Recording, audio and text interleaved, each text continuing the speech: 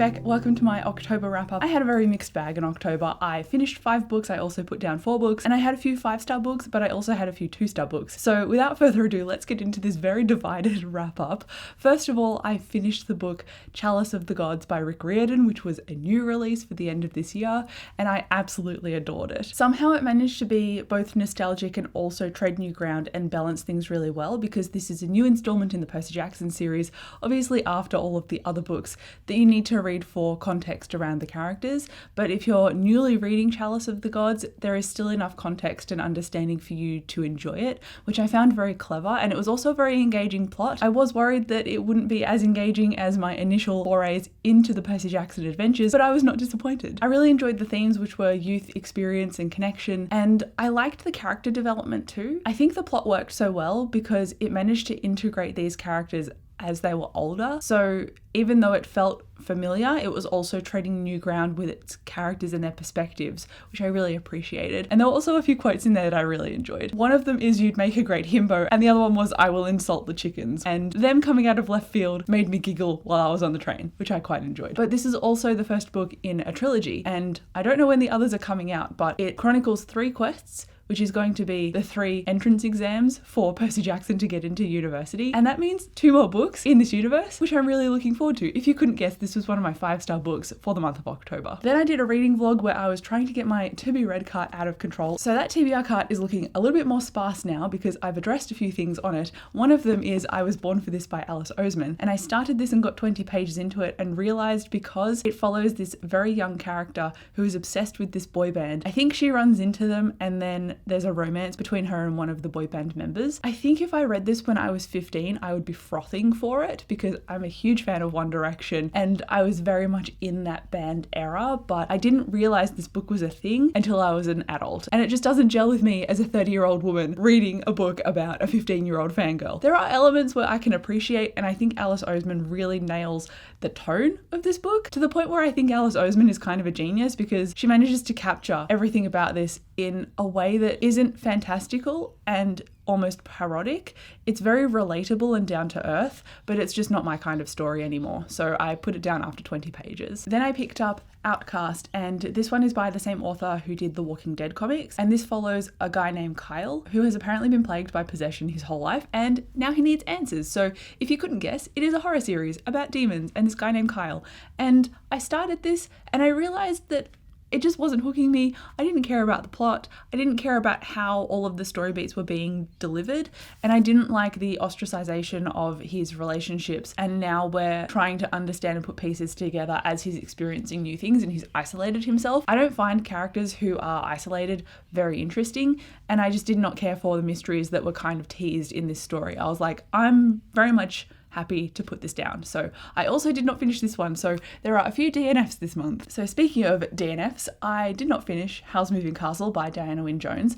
I did though get 63% into it, and I'm surprised that it lost me in the second half because everything set up about the first half was meandering, but in a good way. It was bringing you into this world where our main character Sophie is one of 3 sisters, and because of bankruptcy she's forced into working at this hat shop for pretty much the rest of her life, which is the family business that she'll eventually take over. But she feels very bland doing this. It's not something that really gives her much joy, and one day she has a customer, and that customer turns out to be the Witch of the Waste, who puts a curse on her and makes her like 80 or 90 years old, and no one really recognizes her anymore. So magic is really prevalent in this world, but it's also very subtle as well. So if you're not looking for it, you won't really notice it.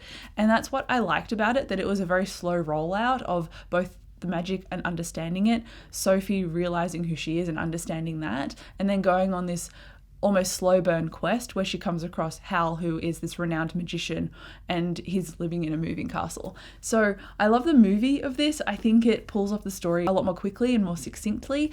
And like I said, this lost me in the second half. The characters were very well set up, and then it just felt like the plot had kind of these loose threads. It was kind of letting it hang a bit and float around. And I'm like, cool, can something happen now, please? Like, I'm waning on my interest with these characters now. I don't really care about their purpose anymore. So yeah, that's why I ended up putting it down. It had a lot of strength in the beginning, but it just lost it for me. Then I picked up a new release, and that is volume 5 of Law Olympus.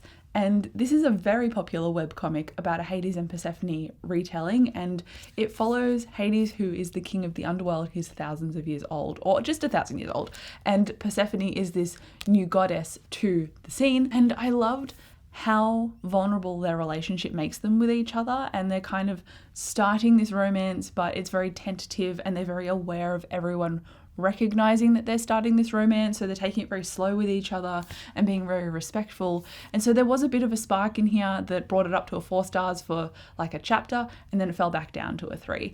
I ultimately did not care about the side characters in here.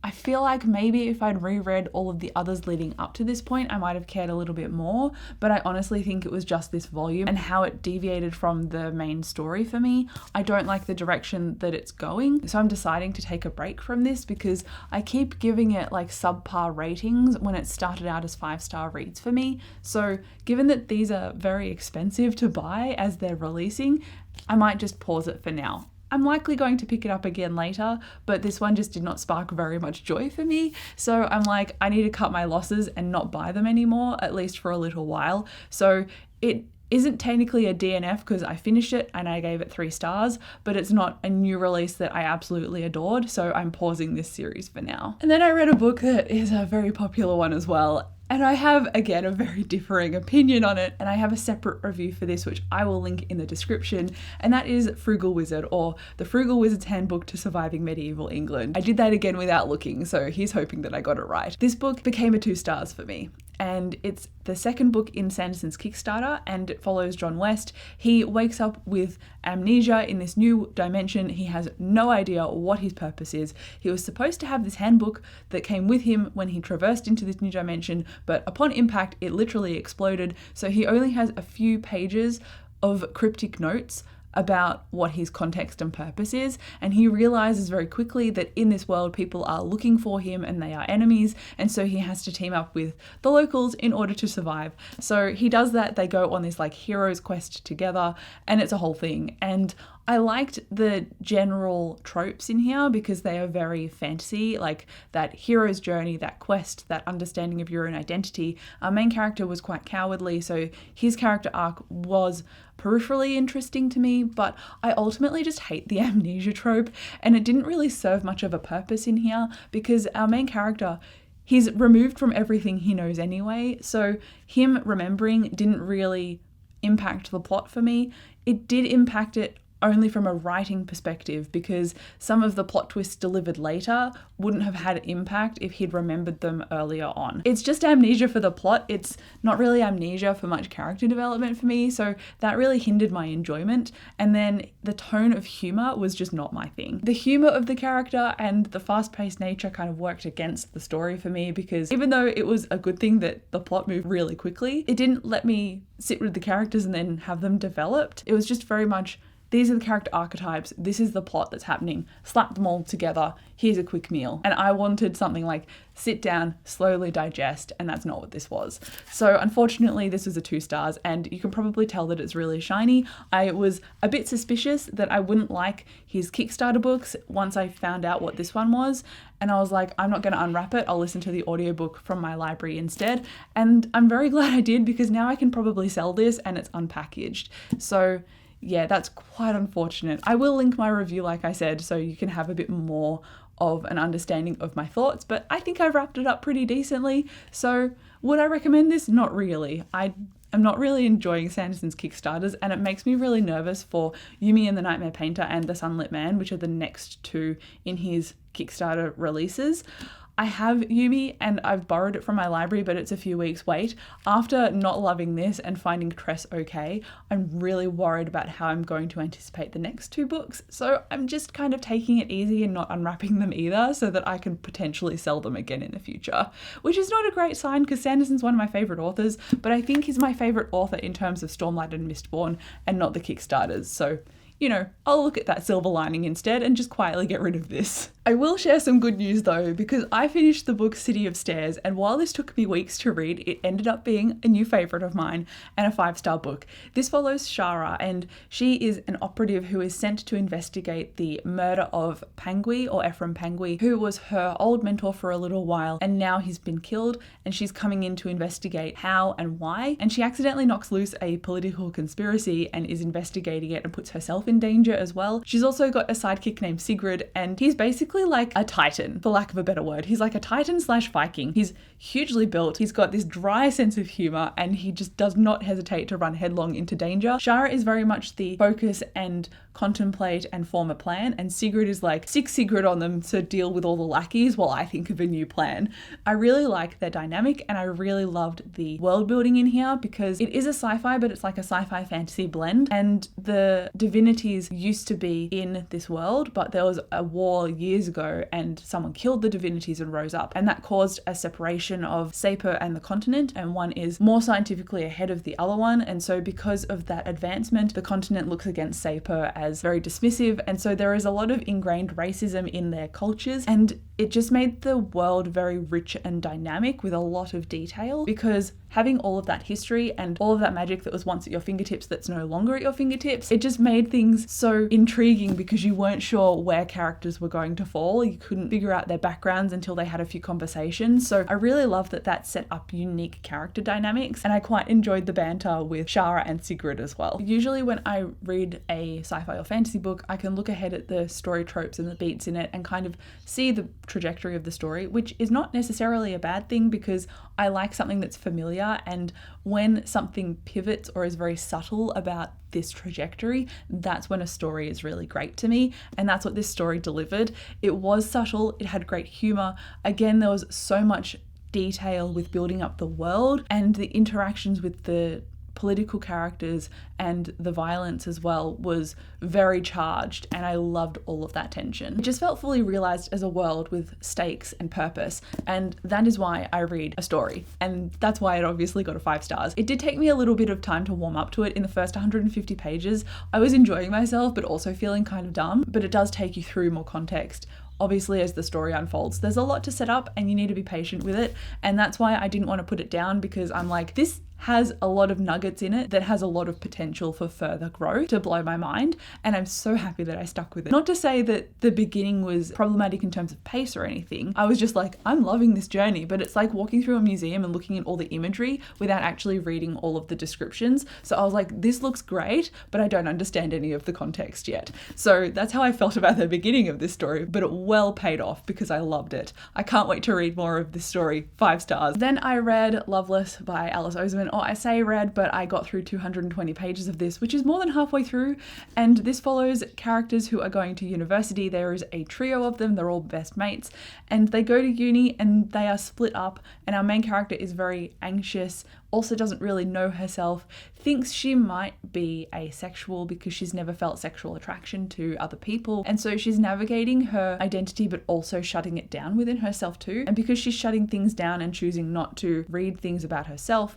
she's also messing up the relationships around her, and I'm like, I am really struggling to watch this train wreck of a human navigate her own feelings and identity. I am sure it is incredibly valuable, and I really loved the representation and the queer found family dynamics in this story, but ultimately I was more interested in the side characters than our main character. This oddly had, I want to say, miscommunication towards herself, but it wasn't even miscommunication, it was just muddled character development, which I can understand about the confusion aspect. It seemed realistic in that way, but I just, again, don't care about her. I felt so bad saying I don't care about her because Alice Oseman aged up her characters to go to college in here, so I was more invested in these because they were more relatable to me than characters in high school. So I gave it this many pages, but I think it's only going to be a 3 stars for me, so that's why I'm putting it down, because I want to spend time on books that are going to be 4 stars or above.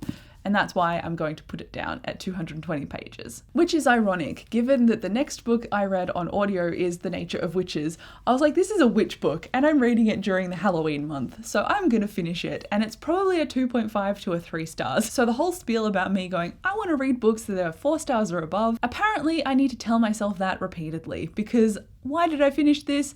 I don't know. This is about a witch named Clara. She knows all of the 4 elemental magics and she's learning about how to understand her magic, but is also very scared of it because without her understanding of its control, it has jumped out of her body and killed people close to her. And so she's really afraid of trying to learn about her magic because she's like, any connection to people that I foster means that this magic is going to jump out and potentially kill them because it's an overwhelming surge of magic, power and emotion. And she's like, I can't control it. So she has to choose between her duty to everybody who doesn't have power over all of the elements and is just one seasonal witch. She's got to choose between her duty of helping and protecting them because the weather is spiking, the witches are trying to control it and they're getting depleted, but she can help them with that. And so she's like, I have to choose between my duty or I have to choose between my isolation because she doesn't want to be alone, but she's also afraid of connecting to people. And again, like Loveless with this main character, I found her kind of infuriating because she would just not talk about what was ailing her and what she was afraid of. And instead of having those conversations, she would just shut people down and isolate. And that is the behavior that she has learned over a period of time, but it's also a behavior that is not right.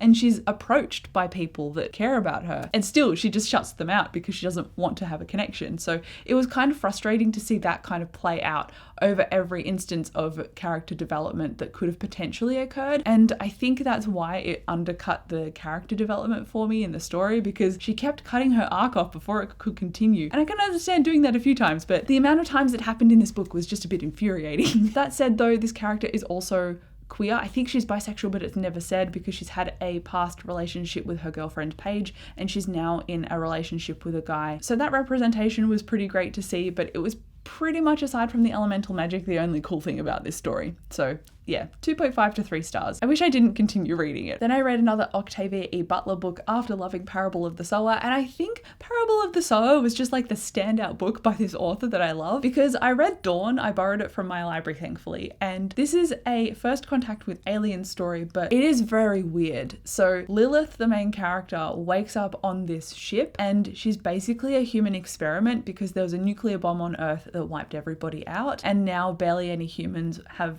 survived and this alien race have saved them. But the Uloi, the alien race, are using them as human experiments because their genetic makeup and their understanding of science is vastly ahead of anything that people could know.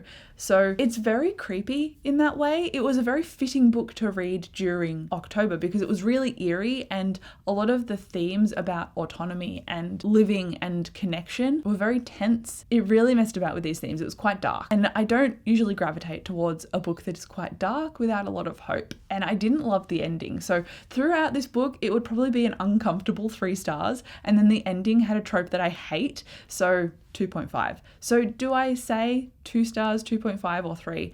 I'm not sure. But the fact that it caused a reaction in me, I respected the story and it was uncomfortable, but I appreciated the themes. I think it can sit roughly at 3 stars, but the ending really just did not make me enjoy. Would I continue the series? No. So at least I've got a definitive answer on whether I continue the series. And while I was on holiday, I saw the 3rd book at a used bookstore and I was like, oh, maybe I should buy this because it's in that very pretty cover. I'm glad I didn't because I'm not going to read it and I'm not even going to continue after book 1. So I saved myself some future financial struggle. Those are all of the books that I finished or did not finish during the month of October. I'm currently reading a few things. So one of them is House Witch. This follows a witch who gets a job as the royal chef, and his name is Finn, and his magic is really about the home. So it's not super strong elemental, but once he nurtures a place and feels at home there, that is when his magic strengthens, but only in that place. So it's interesting to see him interacting with all these characters, setting up his own boundaries and fostering relationships that will only grow and be a positive impact. That's why I love cozy fantasy, because they build their own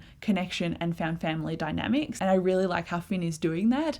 I really respect him as a character, and I'm really loving this audiobook. It's got fantastic world building as well, and sometimes when I start a cozy fantasy book, it focuses on the romance aspect rather than the fantasy world building part, and this one is balancing both very well. There's barely been any romance so far, so I think it's going to be very slowly unfurling, which I'm really looking forward to and really enjoying so far. And this one's probably going to be a 4 or 5 stars depending on where the plot takes me. Then speaking of cozy fantasy, I got this one early, so thank you so much to Pan Macmillan, the publisher in Australia. It is Bookshops and Bone Dust, and I have read 50 pages and I'm loving this. This is about Viv, and she's just had an injury and she's been forced to stay in this small town to recover from this injury, and it's about the connections that she's starting to foster, especially at this bookshop, that is just going to be lovely and beautiful. So far I've enjoyed the found family dynamics in Legends and Lattes a lot more, but in Legends and Lattes it took me more than 50 pages to warm up to the story, whereas this one had me diving straight into it from page 1, and I've only read 50 pages. So I'm really looking forward to the growth in writing and where this plot and character development is going to unfurl. So I'm really enjoying this one. And then I've also got Red, White and Royal Blue, which I am currently rereading, but I've put on pause because I'm reading Bookshops and Bone Dust. And then also I've got The Lost War, which I started and stopped reading because I got distracted. I think it's kind of like City of Stairs in that I know I'm enjoying it, but I'm not making time to read it because it's quite dense. At the moment it's like 3.5 stars, so I think I need to read 50 or 100 more pages to see if I'm going to continue reading it or not. So this could potentially be a did not finish, but I really hope it's not. So those are the things I'm currently reading. Thank you so much for watching this video. Let me know how many books you read in October. Come talk to me down below in the comments, and I'll see you in my next video. Bye.